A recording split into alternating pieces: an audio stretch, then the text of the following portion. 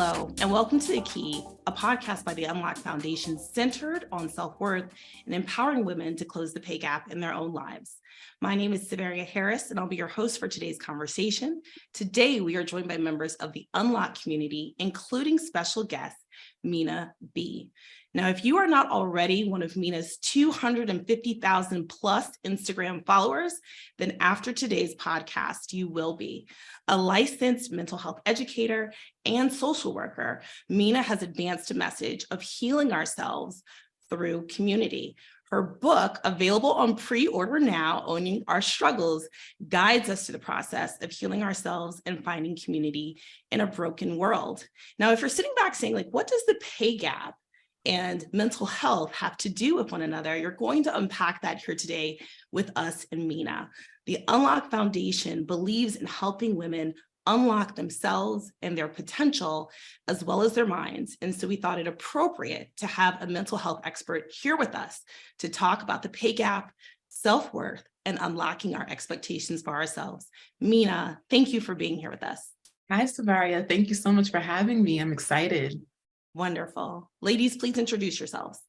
Hi, my name is Sonia, and I'm calling in from Philadelphia, Pennsylvania. Hi, I'm Liz. I'm calling in from Yardley, Pennsylvania. Hi, everyone. I'm Sabrina. I'm calling in from Orlando, Florida. Hey, guys. I'm Rochelle. I'm here in Jersey.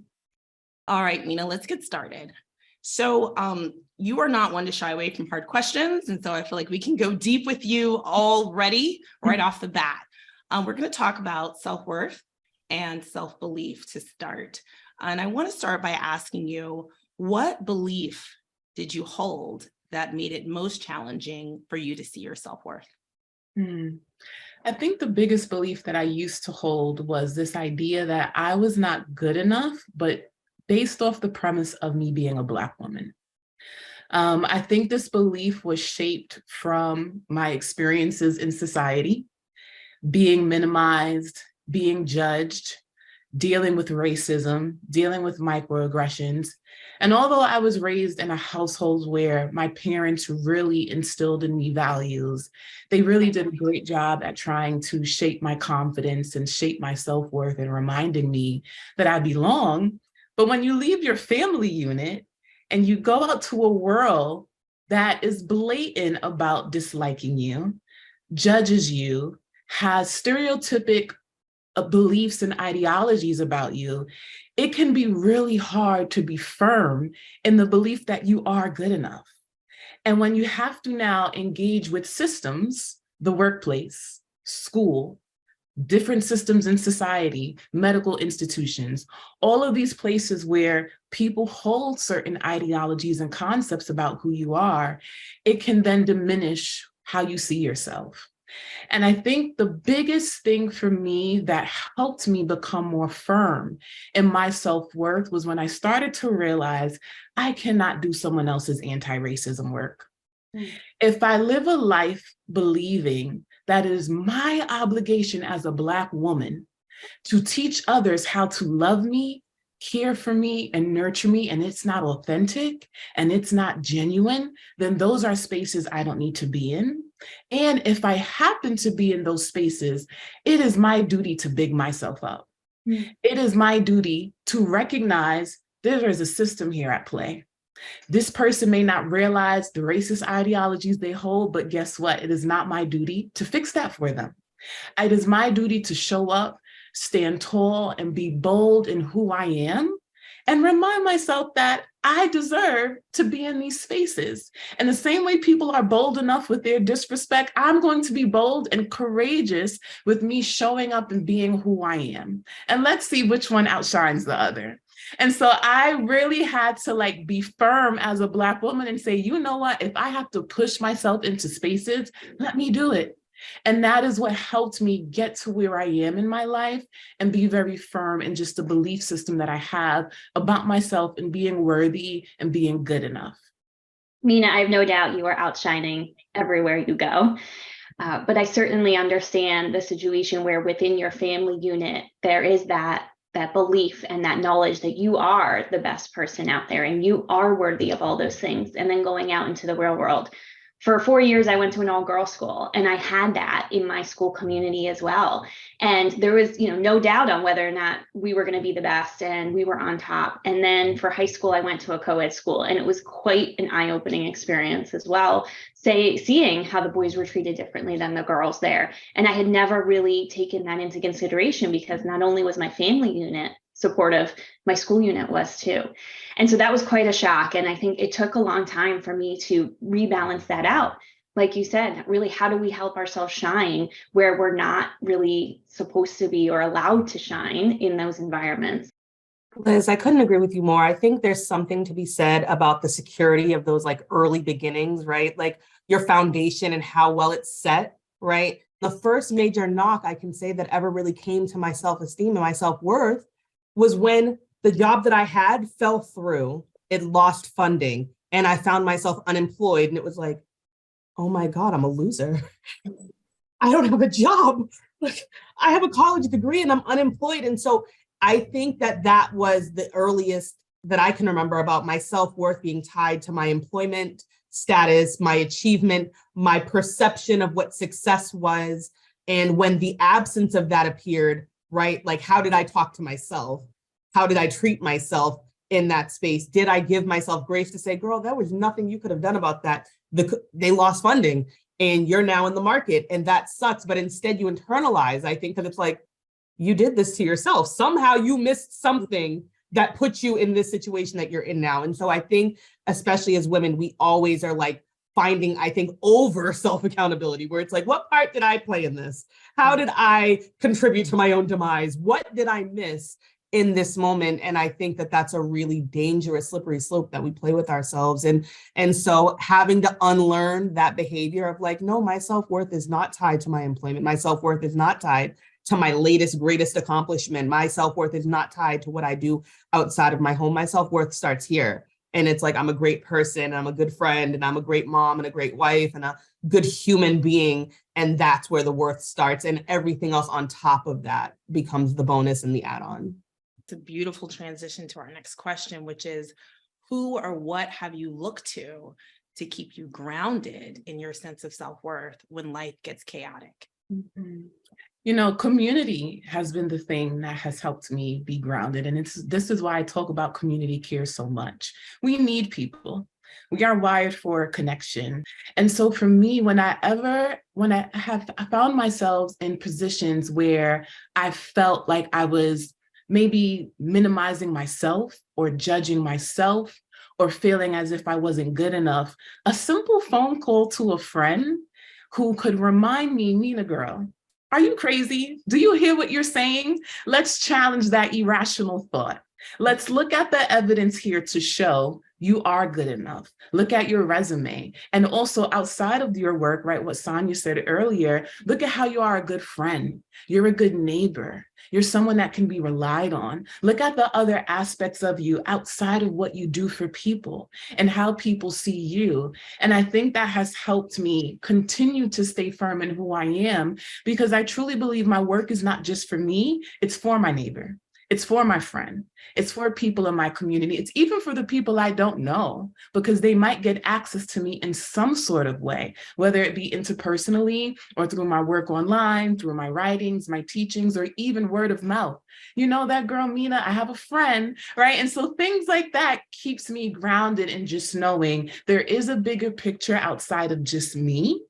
And so being firm in my worth is not just about me, it's an extension to the people who might be struggling as well. And that is the ideology that I carry that has really helped me to stay grounded. I love that you tap into your friend to get that boost. For me, my greatest friend is God. I definitely rely heavily on my faith. And so when life is chaotic and I feel that pressure that we all feel, I definitely say, all right, let me stop. I've been trained for this. I grew up in a really strong faith family. And so I pray for wisdom. to remind me that I can face whatever challenge it is that I'm facing right now, even when those challenges are self-imposed, right? Because we do that a lot to ourselves. And at times when I don't hear that voice of God, like, Sabrina, you shall be fine, right? And I need that external just validation. My next call is to my little baby sister. And it's funny because she is innately level-headed, but my greatest cheerleader. So who doesn't love that? What talking about? Like, get back on that horse, conquer your fear, or do it afraid, and let's go. Your self-worth should be your true north. That's really what it should be. And relying on that compass of your self-worth should help you calibrate. That should be the metric by which you constantly find your calibration and where you finally get back to where you need to be in order to get the job done, in order to progress, in order to maximize your potential. And so unfortunately, we say, oh, my self-worth is low right now, or I'm not feeling my best, and we tend to have that define who we are in that moment. But ideally, our self-worth should be the threshold by which we aim to always strive to achieve, if not surpass, and always present to others when we're in those scenarios where we need to shine, right? So, Minaa, one of the things that I think is very special about the Unlock community is that we actually talk about compensation, and we talk about it openly, and we talk about it often, and we also talk about it at a really tactical level, which we don't think a lot of women's groups do. What helped you get clearer about what you expect in terms of your compensation? Tapping into my community and tapping into my network helped me be more reflective of myself and what I need to be doing to advocate for myself. I also think that I started to realize that I have something valuable to offer people, again, and that's rooted in my self-worth. And so I started to really look at what I had to offer. I looked at my skills, and I realized there's no reason for me to diminish what I worked so hard to build.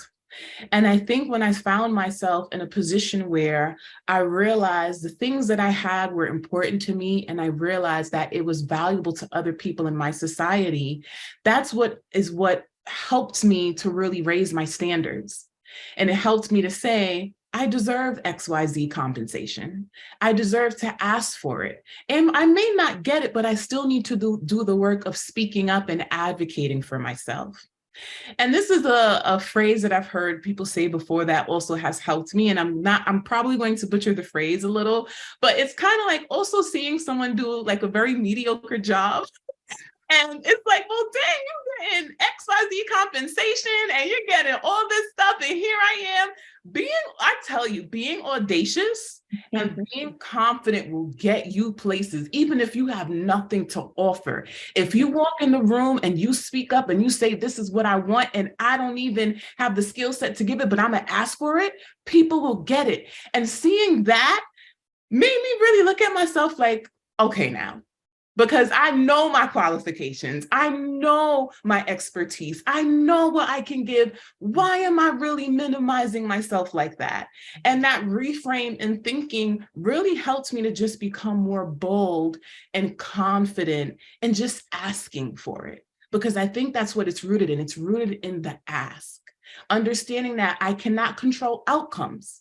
And I think that helped me with that experience as well, because I think as people, we get very attached to outcomes. So that causes us to not ask for what we want because we're already in that place of fear. I'm not going to get it. Forget it. Based off that experience in the past, they told me no, I had this particular conversation, so therefore I'm just not going to ask. Where for me, I had to realize, stay present, practice mindfulness, speak up and advocate for yourself, and allow the rest to unflow, allow the rest to come with ease, and then you work with that. But right now, all you have to do is ask for the thing that you want and see what comes your way. And I think that over time has helped me become more confident in asking for the compensation I know I deserve. Minaa, that's beautiful. I think those sentiments are like so valid. I think similarly, my experience though has been a little bit different. It's been more of a pursuit of joy, if that makes sense. for me, I lost my mom back in 2019, unexpectedly. She just unexpectedly passed away in my home, just went to sleep, didn't wake up, right?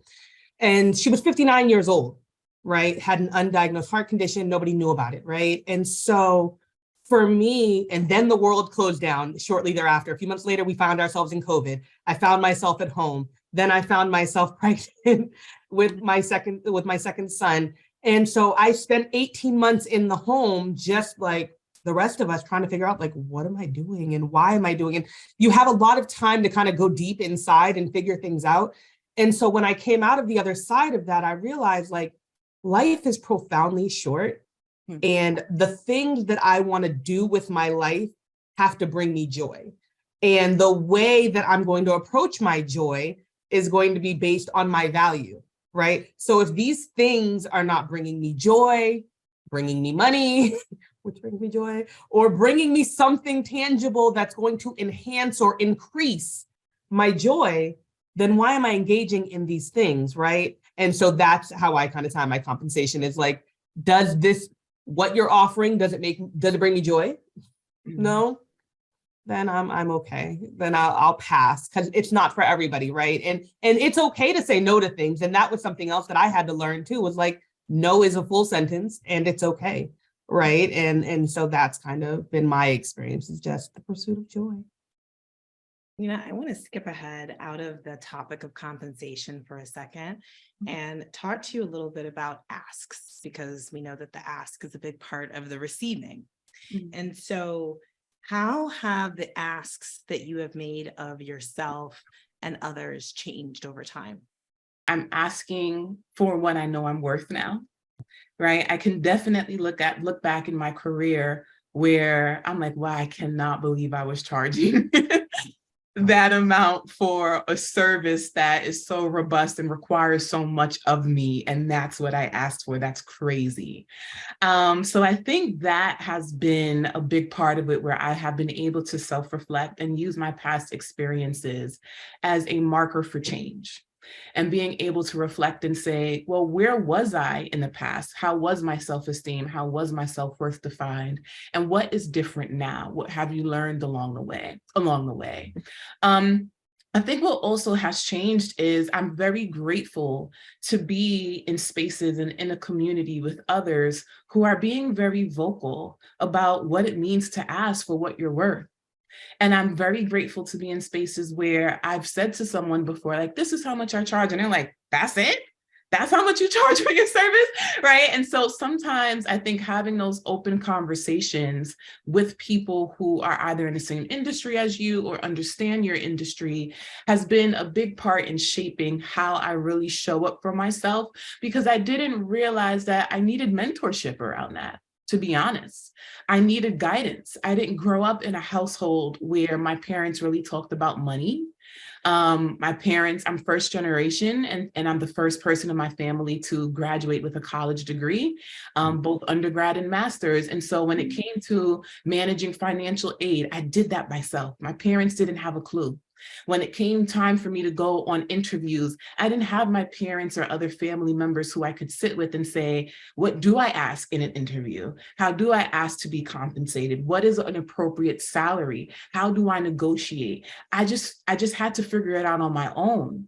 But as I grew and got older and I started to do this work long term, that's when I started to really build my network and build my social capital, so that I was around other people who could really pour into me and invest in me. And I think that has helped how I ask for what I know I deserve change over time, simply by just connecting with others and getting the guidance and the mentorship that I need, and not being afraid to say, hey, I don't know, I need help. And is there someone available who can really give me the guidance that I need in this moment?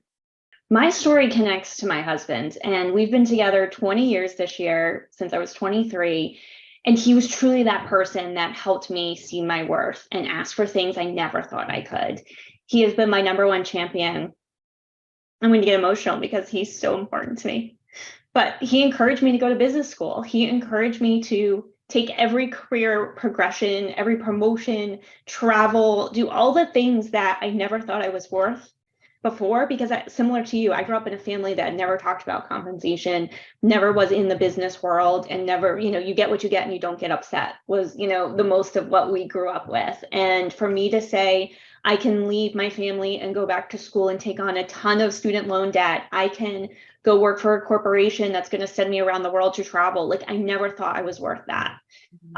And so for me, it was really about him, who's been on this journey, and even working here on Unlocked. This is my third job and unpaid and a passion project of mine. And every time I have an Unlocked call, he's like, go do. This is your passion. I believe in you. I believe in what you're trying to do with this mission. And I believe you're worth doing this. And the people you're going to help are going to be so incredibly benefited from what you and the women that you're working with are doing. So for me, that's been the journey of my asks and my worth. And I attribute it a lot to him being there on me with this journey. I'll share my context. Look, I come from immigrant background, and I was told you can be a lawyer, a doctor, an engineer. And as long as you accomplish those three things, you studied hard, you became one of those three things, and then you get what you get and you don't get upset. Mhm. You do not ask, because asking meant that you were ungrateful, right? For the blessing that you have. Look, my dad grew up, he didn't have shoes. So I'm now comparing my success to someone else's threshold for success. Does not necessarily need to define my success, right? And so when I started looking around me at all these amazing initiatives, ventures, businesses, opportunities that other people are into, I realized that something had to change. I was on a basketball team and I had a great coach, and he said, you miss 100% of the shots you don't take. And I internalized that. So for me, asking is really me shooting my shot and getting to the point where me shooting my shot coupled with, looking at rejection as merely redirection, that's been incredibly powerful for me. So I've become much more bold in my asks.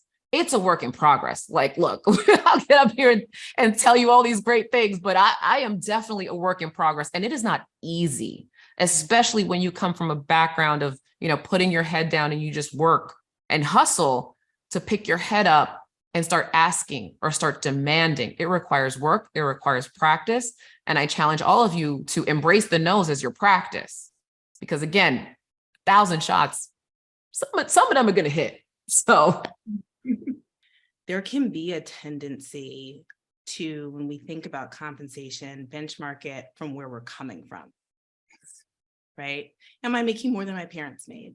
Am I making more than my sister's making? My cousin's making? My spouse is making, right? Am I making more than the people in my immediate proximate network? And that becomes like this informal benchmark for, the pay gap, if there is one. And the fact of the matter is that's very comforting and natural, right? Because you frankly probably also have more access to that information of what they have. But it's the wrong standard.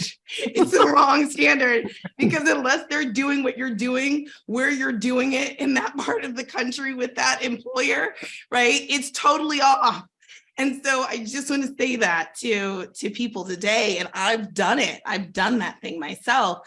I've had people do it to me. Like my parents, like, you're making enough. My dad's like, when I was your age, I made it. And I'm like, you're not even a lawyer. Like this is totally off, right? You're comparing me to like 1980 in Atlanta, Georgia as an engineer. Like it's completely off. So I think that's why communities like Unlocked are so important, because it helps you sort of realize the comforting but crazy things we do that might keep us locked up with respect to how we think about compensation. A couple more questions. There are times, right, when you shoot the shot and it misses. And I wanted to ask you, what has been the worst thing that has ever happened as a result of you making a big ask? And how did you recover from it? As I reflect on this question, literally, I've been working full time, and I started running my company on the side about 7 years ago. And I officially became full time in my company in 2020. And dating back from 7 years ago when I started my company, literally up until now, I can swear that the worst thing that has ever happened to me when I asked for something was no. This isn't the right time, Minaa. Or sorry, Minaa, we're going to move forward with a different project. Or sorry, Minaa, we found someone else who was more fitting for this position. Literally, it was just a simple no, and I survived it. And I think for me, one of the biggest things that has helped me around that fear of rejection is to remember not to take these things personally. Remember that asking for something, especially in the context of my career, this is about my professional business. This does not mean if someone says no to me, they're saying you're a terrible person. If they say no to me, they're saying, oh, we hate you. If they say no to me, they're thinking this really, really big, major thing about me. It's just not right at the moment. I've literally also had situations where back in 2015 or 16, companies that said no to me are knocking on my door right now, as we speak, wanting to feature me in articles, wanting to feature me on their website, companies that literally rejected me 5 years ago. They probably don't even remember, but I do because I have the email thread. So I think it's about understanding that. And if I were to have taken that personally, I would have felt so wounded. And who knows how I would show up now that they are at my door, now that they are returning to my inbox. And so for me, it's really just about understanding that I don't have to take no and rejection as a personal reflection of who I am. You don't have to feel wounded by it. Continue to be firm in your worth and allow the outcome to be what the outcome is without making it define who you are. When it comes to me thinking about the worst thing that happened to me as a result of a big ask, it's a story I recently shared, but it was my first big girl job, I would say, as a paralegal. And I had no experience, 0.0% experience in the legal field, but I knew I wanted to be an attorney all my life, right? And I saw this job offer, I applied for it, I met this woman. And, I know people say you don't tell people the truth when you go for a job interview, but I told her the truth. I was like, look, I want to be an attorney. I want to go to law school, but right now I don't feel confident enough. So I just like to work at your law firm for a little bit, gain some confidence and go. And this woman said, yes, sure, I'll take you under my wing. I could hire somebody more experienced, but I'm going to go with you. And so I started as a paralegal, as a very small firm, and we became very tight knit. We went to family events with one another, and we talked about personal challenges. And then finally, light bulb goes off. Sabrina, okay, it's time. You've wasted about 4 years, so let's do this. And so I found it. It was like an 8 or 12-week course. Went to my employer. She was super supportive of me, and then I start. And ultimately, she became less and less supportive of me, right? It was more of the, you're being a little selfish. I need you to invest more time into the job. Or, you know what? You overthink. You may not succeed in law school, but paralegals have thriving careers. So maybe you should stick with that. And in the end, I said, all right, maybe she's right. It started to affect me personally. I started going to the classes later. When I, in the end, did not pass this course by half a point, I said, you know what? She was right. I wasn't supposed to succeed in law school. So let me move on, continue being a paralegal. And I did that. And I continued to work with her for a few more months. And it was surprising to me that all of a sudden she was positive again, no more negative comments. And I realized that, wow, she only saw my value as it related to what I could do for her. And I have to now take this as a life lesson and not allow myself to be too wounded by it because, wow, this hurts. I thought this person cared for me, and choose myself. So we parted ways, and I went to law school and I did the darn thing, and I graduated as valedictory speaker. And I said, bravo, Sabrina, you did that for yourself. So that is definitely the worst but best thing that happened from a big ask. Thank you for sharing, ladies. Minaa, this final question is for you. What happens when everything in your life is a reflection of your self-worth? I believe you have a sense of peace. I believe when you are living in alignment with the things that you know are for you, and you believe in yourself, and you know that no one can define who you are except you, it comes with a great sense of peace that you bring with you everywhere that you go.